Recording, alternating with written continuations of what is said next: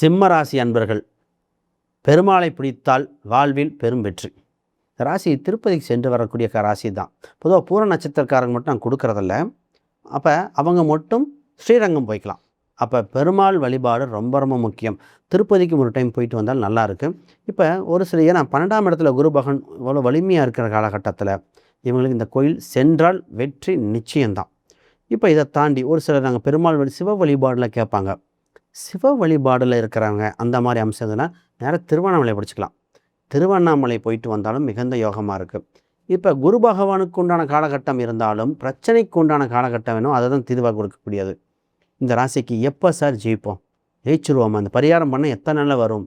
பொதுவாக பரிகாரம் பண்ணி ஒரு 3 மாதத்துலேயே உங்களுக்கு எஃபெக்ட் தெரிய ஆரம்பிச்சிடும்.